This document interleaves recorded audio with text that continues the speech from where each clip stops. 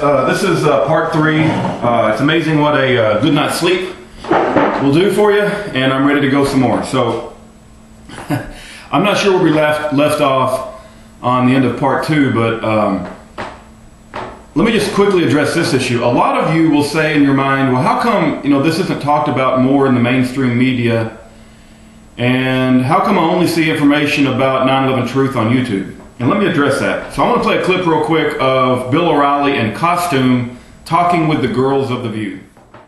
An obsession. The woman has an obsession with Fox News. She watches it 24 hours a day, this one. No, well, we also know who's beginning to have an obsession with Fox News, and that is our President Obama, who feels that Fox News, as you know, is prejudiced and is the enemy. He says Fox News often operates as the research arm or the communications arm of the Republican Party. It is really not news. It is pushing a point of view. Okay, so I just played a short clip. You can go find it if you want to. But here's the thing that you have to consider.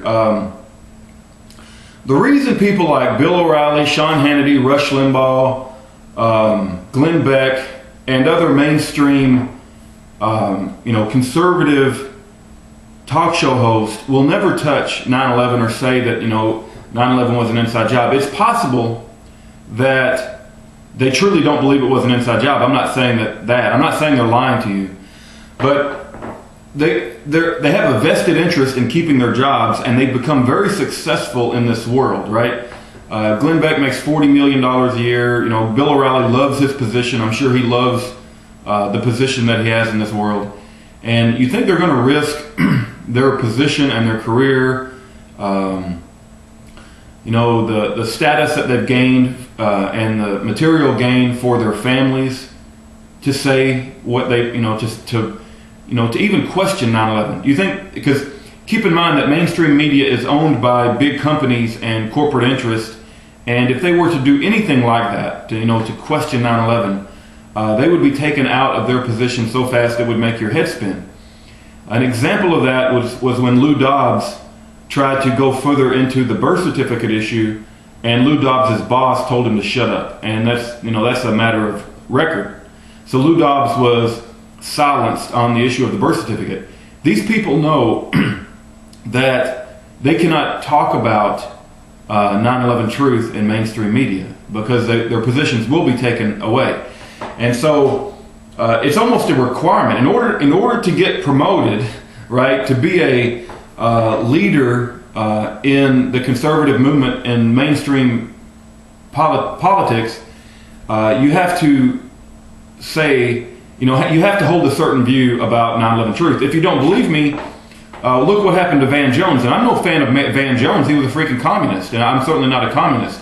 But what they used to, sacrifice Van Jones on the altar was the fact that he was a 9/11 truther. And so, hey, we can't have any of that. And so you see how they, the whole society is geared towards weeding people out that hold a view that 9/11 needs a further investigation, and that's why you don't see it on mainstream media. That's why you don't see Building 7 falling down on mainstream media. And so the last vestige of true freedom of speech in our society is the internet. It really is. And it's where anyone of any caliber of mind, of any political view, can get on and speak their views. It's a sacred thing, freedom of speech. And the last place we have it in America is not mainstream news, but it's the internet. And it just so happens that YouTube is the watering hole for everyone to gather at. It is the place where people come to talk, and they can say anything they want to. You've got, Aryan white power racist. You've got Jew-hating people. You've got Muslim-hating people. You got all kinds of people on YouTube, and they're all just yapping up a storm about what they believe in, including myself. And so it is the last vestige of free speech in our society. And so stated that, you're going to see a lot of 9/11 Truth videos on YouTube, and that's the only place that you'll see them. And so that's why if you ever ask yourself, why don't I ever see this stuff anywhere else besides YouTube? Because it's the last place that we can speak freely. So let's go on. The towers fell at near free fall speed and World Trade Center 7 fell at free fall speed. I'm trying to see if the Popular Mechanics even addresses that. Yeah, I don't even see Popular Mechanics as even addressing free fall speed. And you have to understand the importance of that. That's why I don't like Popular Mechanics. I mean, again, as I go through these videos, you may catch me, and if you put something in the comments, I want you to catch me if I say something wrong. I'm not saying that I'm going to be 100% accurate as I go through these videos. I'm saying these are the things that I believe that and you're welcome to try to correct me, or I want to open this up to healthy debate.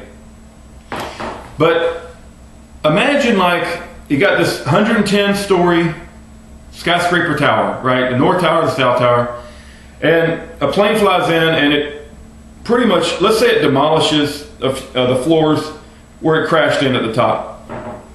And so there's fires. Let's give you the benefit of the doubt, or give Popular Mechanics the benefit of the doubt. The fires melted the steel enough where it sagged and the bolts broke loose, and then you started having the pancaking, and the one evidence, and there's lots of pieces of evidence, and I'm going to go through them all, and it's going to take me a long time, but the one thing my mind can't get through is those buildings fell at nearly free fall speed. It would take 9.2 seconds for a bowling ball to fall off the top of the World Trade Center and hit the ground, and the buildings fell in about 10 seconds or so, which is very close to free fall speed. Now, if let's say the upper floors are demolished, right, and they're having a lot of problems with their structural integrity, and they start to fall, right,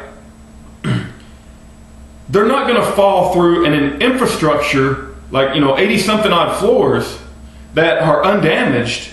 They're not going to fall through all of those floors at free fall speed. It's just not going to happen. Those floors, you might say, well, the impact of the falling floors had such a force it just drove it through like a pile driver. First of all, these 80-something floors that were undamaged, they've been holding up all those floors all along, right? It's not like they had to hold up any more weight. And even if there was an impact damage, it's going to take time for the upper floors to come crashing through an 80, I'm just using 80 floors because I don't know how many floors were actually damaged at the top, but I'm just giving an estimate. You don't have a crash of the upper floors through the entire building and it happened at free fall speed. That cannot happen. It goes against the laws of physics. And when you watch the videos and you make that realization, you come to the conclusion that the only thing that can cause a building to fall at free fall speed is when the core infrastructure vertical columns are ripped out by explosives. That's the only thing that can do that. And so that's a huge reason in my mind why I question the official story. I got a lot of freaking reasons we're going to go through, but that's one of the big ones. The other thing is, it's not just the free fall speed of the buildings, but it's the symmetrical way in which they fell. Symmetrical, I mean the planes hit the corner of the building. The planes hit asymmetrically, but the buildings fell symmetrically. And you simply don't have a building fall symmetrically down. I mean, it's going to tip over. If you might have like some cores on one side to give way. Let's say you buy into the fire theory.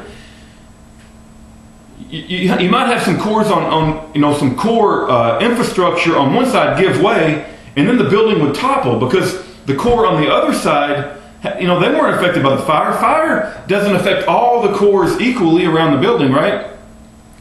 So if you had a fire situation that was causing core members to weaken and the bolts to pop, and you have a breaking of the infrastructure, it's going to happen in like pieces in a section of the building wherever the fires are strongest, if that was to happen. And the other cores would remain intact. So you'd have a crumpling. You would have, the building would crater down on one side, but the other side would remain up. But we didn't see that. We saw the two towers come down simultaneously on all sides. Just, the only way that causes that is explosives is going on all around the building. If you want to see the most compelling evidence for the symmetrical falling of the buildings, look at World Trade Center 7 video, which I'll probably play right now. But wow, the whole building symmetrically falls at not only symmetrically, but go back to the free fall. Free fall and symmetrical are two different things. Boom, and it's not boom. It's boom together. All the vertical core structures of the building had to fail simultaneously and symmetrically and at free fall speed. Ain't no freaking way that the laws of physics stopped working on 9/11.